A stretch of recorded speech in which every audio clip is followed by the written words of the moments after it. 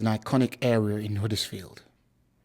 Everyone knows of it, but many people don't know is that once a grand house named Greenhead Hall stood on the park's grounds.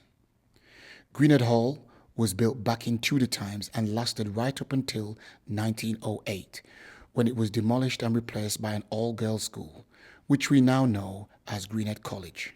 Greenhead Hall was the home to some of the most prestigious figures of Huddersfield. One in particular is Joseph Beaumont Jr., who lived in the house between the 1850s and the 1860s. His family, tobacco business, had a factory on Viaduct Street and got their supplies from their family's slave plantation in Tennessee. I caught up with David Griffiths, a local historian, to ask him more about the Beaumont family. Well, what's the relationship now with Greenhead College and the Beaumont family? Yeah, well, a bit indirect, but the building we're looking at over here, which is now part of the college, was built as Huddersfield High School for Girls in the beginning of the 20th century.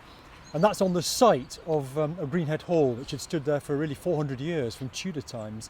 But in the one of the last tenants of Greenhead Hall in the 1850s, 1860s was Joseph Beaumont, and he was the elder brother of the two that ran this cigar-making business. His younger brother Edward was the one who built Stoneleigh. Here is Stoneleigh House in Upper Edgerton. This very house, which is now divided into flats, was built in the early 19th century by Edward Beaumont. How did he fund this then? Well, as far as we know, from the proceeds of the business he was running in Huddersfield with his brother, which was this the factory down bottom end of Fitzwilliam Street, Beaumont Street area. Okay. And where were they getting their money from? Well, the tobacco was being imported from their uncles, who were plantation owners in Tennessee, in the southern states, and of course Tennessee was one of the slave states, and slaves worked the plantation. Yeah. So this was how it was described as having been built without regard to expense. Are we implying to some degree that the money to build this and fund the factory was from the proceeds of enslaved Africans?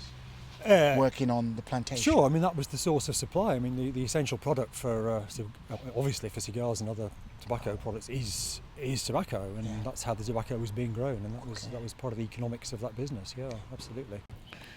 30 years before Beaumont lived at the hall, the last person to actually own the hall was Benjamin Haig Allen, who bought the house in 1804. And in complete contrast, really, his relationship to slavery was quite the opposite. He was a friend and an ally of William Wilberforce, the abolitionist campaign. I think Haig Allen himself would have been a little bit too young to take part in the campaign against the slave trade, because of course that ended in 1807 as far as Britain was concerned.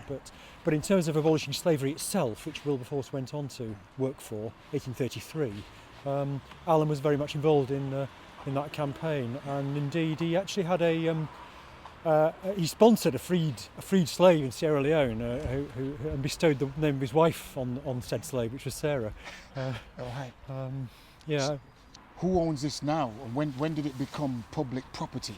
Well, the corporation, Huddersfield Corporation, bought the whole site from the Ramsden estate in 1908.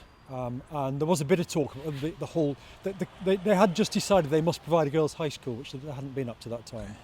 And there was a bit of discussion about whether the hall could actually be adapted, and it was decided although it was best part of a century old by then, even the third version of the hall, and it was decided to pull it down and build a brand new school. So it's been a public, in that sense of the word, a public school and a college ever since 1909 it opened as a high school. Yeah.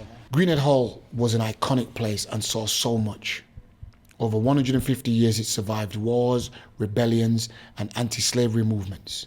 Many citizens of Huddersfield will have little knowledge of this building, but I believe they should. It is a very important piece of local heritage and should be remembered for both the good and the bad aspects which came from the people who lived here. Milton Brown, KLTV.